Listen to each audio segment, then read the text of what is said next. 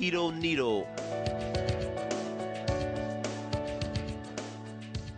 Setbacks and challenges are a part of life, but today we bring you one such story from our city where a young boy has fought against all odds and is on his way to represent our country at a global pageant. What exactly are we talking about? Well, for you to find out that, stay tuned to this special story.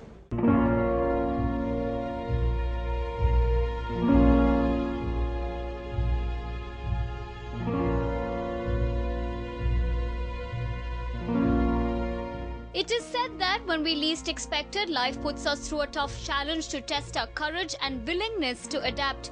At that moment, there's no room for denial or excuses. While many rise to the occasion and face the challenge head-on, others buckle under pressure.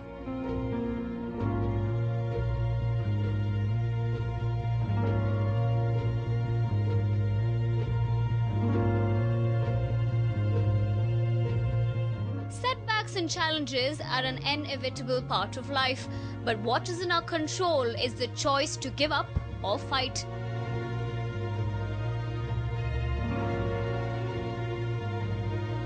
Today we bring you the story of one such young talented guy from Namma city who decided to fight against all odds. Meet Nicholaus.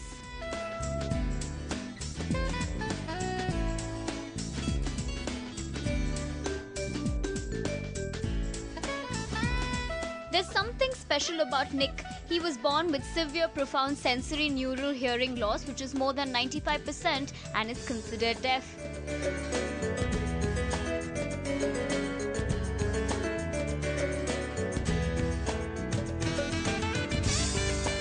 In spite of his physical challenge, he attended regular school and college, speaks normally by lip reading as well as communicates in American language with the deaf community.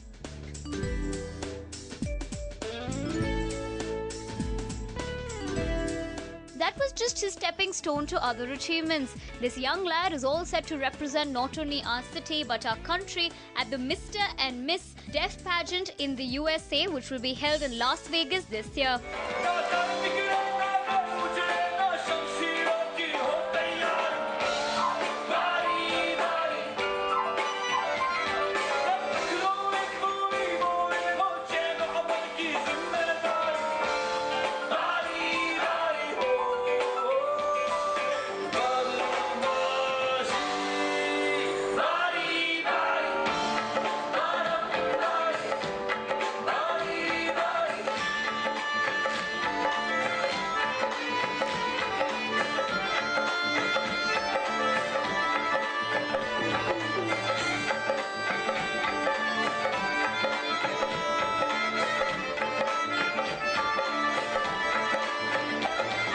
That's right, he competed with contestants from across the city and country to be named as the winner. About 1 month to 2 months, because I was managing the models backstage and I was preparing everything, as well as I was modeling too. So it took a lot of time and effort, but it was successful at the end. For the pageant, it was great exposure, great experience. It was the second time that I applied for it, and it's like I did not give up. I kept applying again and again till I succeeded. And it was an honor to help the deaf people who came from across 11 states, and teach them. And after winning the pageant, I'm ready to go international gym session and work out. There is an international set of rules which is completely different from Indian standard. So it's different, and my first time, it's going to be a complete different exposure for me. But I'm ready to face the challenges.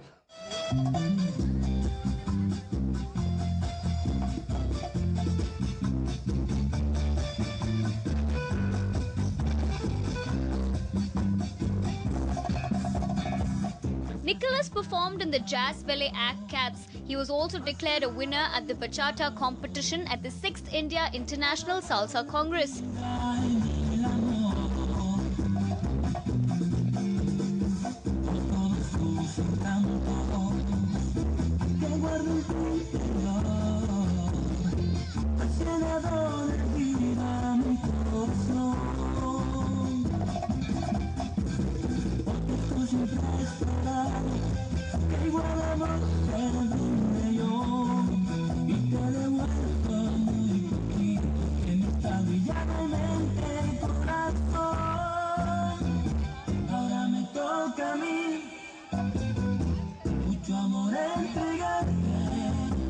This won him a spot to represent India in the Aki World Salsa Championship held in Hong Kong.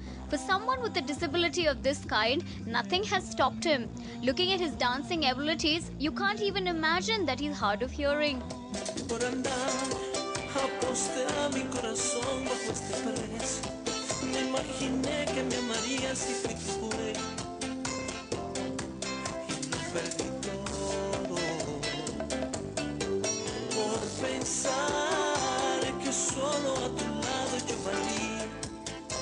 Callado con miedo a tu despedir y he sufrido callado. Ni una lágrima más por alguien que ya no vale la pena, porque solo da tristeza a cambio de felicidad. Ni una lágrima más, porque no valoró mis sentimientos por un amor que tenía precio a mi sufrido corazón. But how did his encounter with dance begin? Por alguien que ya no vale la pena. First started dancing, I was not so fond of dancing in the first place.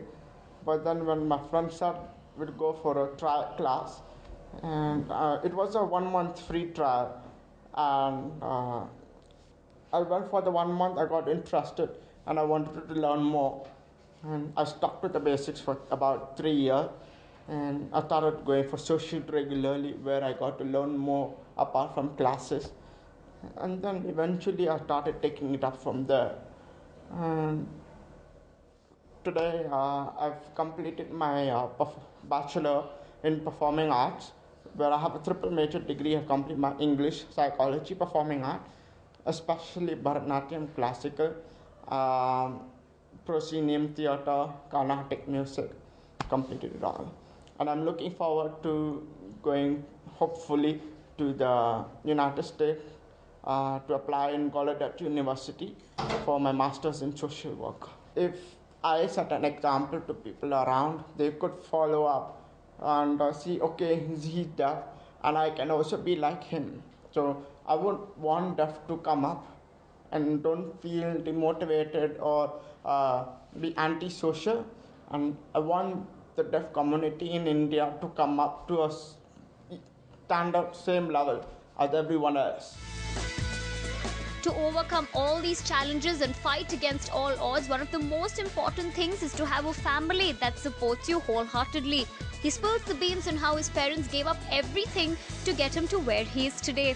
The important thing of being a deaf person, if you do not have family support, you cannot get anywhere else. It's like the backbone of everything.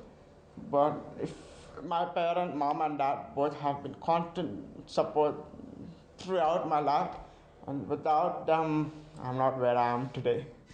The young lad is determined to change things for his own community. He wants to be a role model and also says how it is the little changes that will make the biggest difference.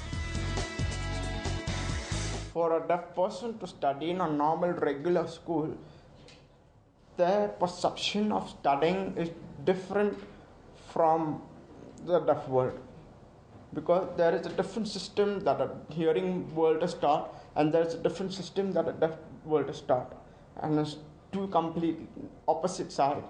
So I feel that there should be a set up maybe deaf institution all over India, recognized by the government, and to promote and support exclusively deaf children who are well trained and who are good sign language interpreter certified. That's the most important thing. Otherwise, it will not happen. I really want the standard to come up, And I want more focus and attention to be on the deaf people to come up.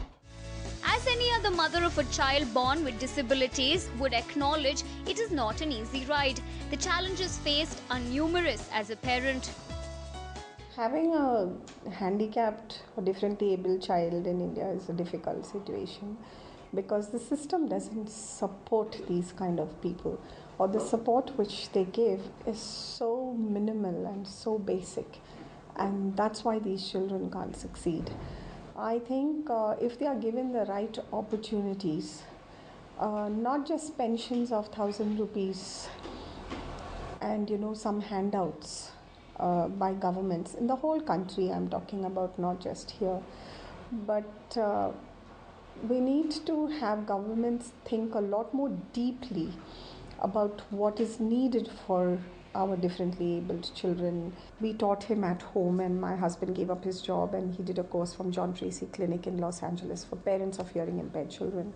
So before he went to school, he had language skills, which is very, very critical for deaf children to learn language. And the therapy was like from every waking minute of Nicholas's life, he was on speech therapy, which is why he can speak even though he can't hear. And he went through school, he studied at FAPS, he scored an average of 73%, I think, in his 10th standard. And then the same drill started for his PUC. Nobody was ready to take him, but I just wouldn't give up. And I said, no, he has to study here. So he joined St. Joseph's PU College, and the principal over there was kind enough to say, fine, if you're so insistent, then we'll give him the opportunity. He was also awarded as one of their achievers in school. And then we went to Christ University, where they had a Bachelor of Performing Arts degree, which had the best of everything that he could dream of, which is into his performing, his dancing, and things like that. Of course, as any other proud parent, she would love to see her son win at the international pageant too. But she says whether he wins or not, the experience needs to let him grow as an individual. One important lesson that we've taught him is that failure is fine. It's okay to fail. But pick yourself up and don't give up until you get what you want. And that principle, I think he's learned quite well. And it's not easy for them to, it's very easy for them to be disheartened, but he has it in him to, succeed. And we are there to stand behind him and say, no, go, it's fine. It's okay if you fail, but take part. Participation is important. So that plays an important role. We've never had a set big expectations for him. We've always said, go and do your best. And whatever is to follow is the rest. So there's no pressure that you must come first, you must get this much of marks, or you must do something like that. We've said, do your best, and if it's meant to be, it will be. So that way there's no pressure. Yeah, he has to work, he has to prepare, and we'll be there to guide him and tell him stuff. But I think he's pretty conscientious about getting into stuff like this way and competing and being at par with all the others, because this is a global competition. India is fine, you're competing at almost the same level, but a global competition is at a totally different level and ball game. So he has to up his game quite a bit. In fact, Nicholas's father, Lawrence, not only helped in making his son more aware of his surroundings, but also quit his job to teach Nicholas speech skills. Now that is not an easy task.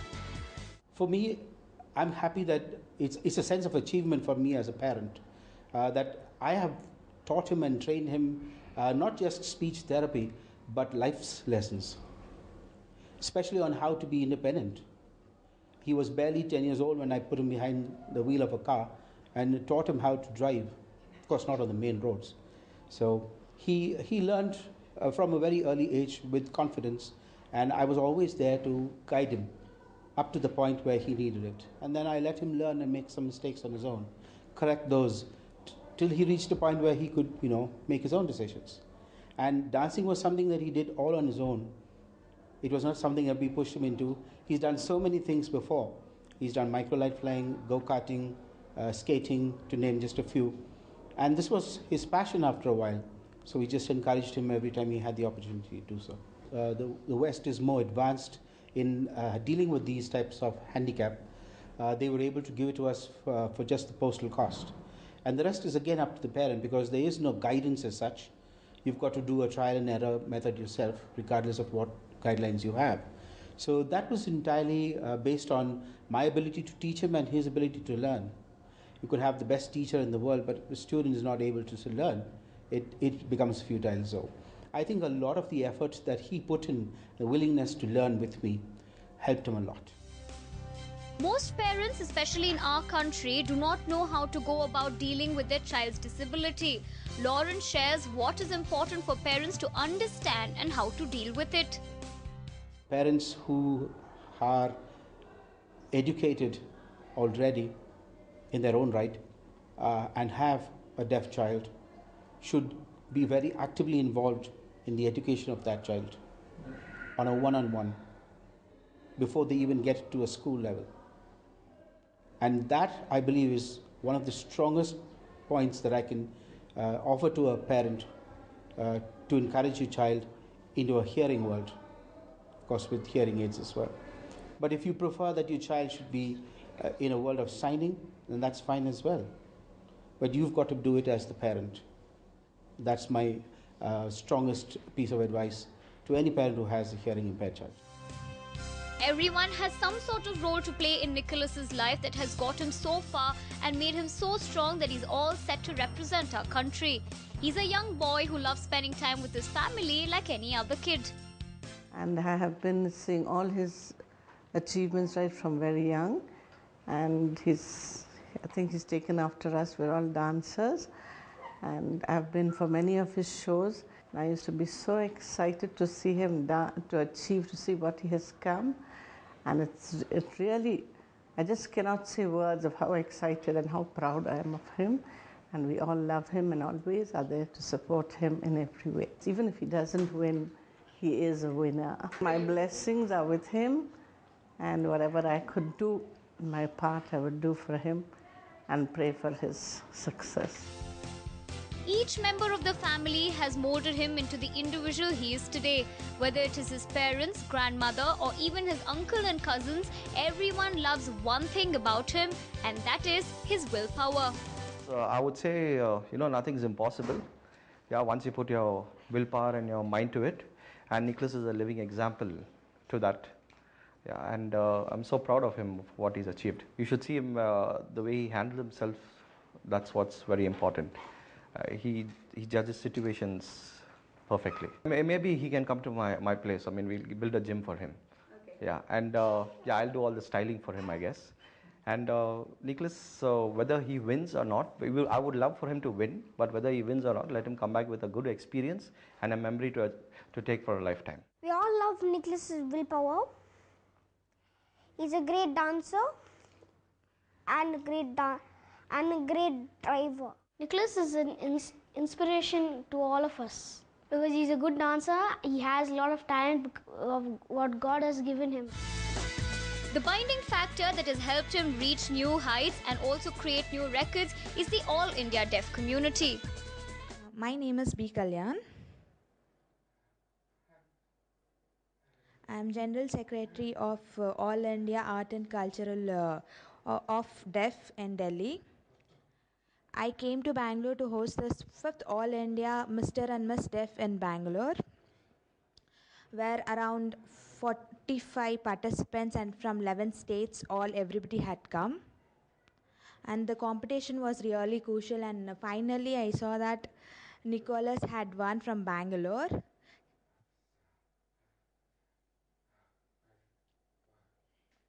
So I really congratulate him for winning this pride.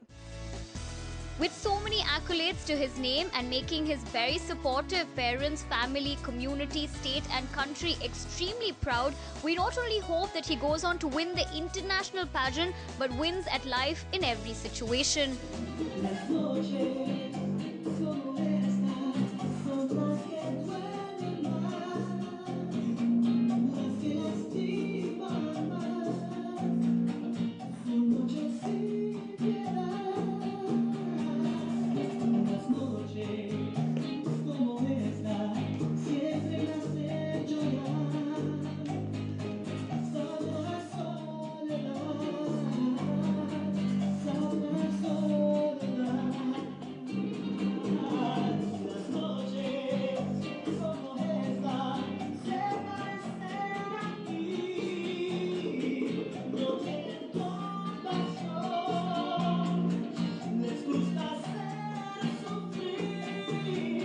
With camera person Sushil, Nivedana Prabhu for NEWS9, Bengaluru.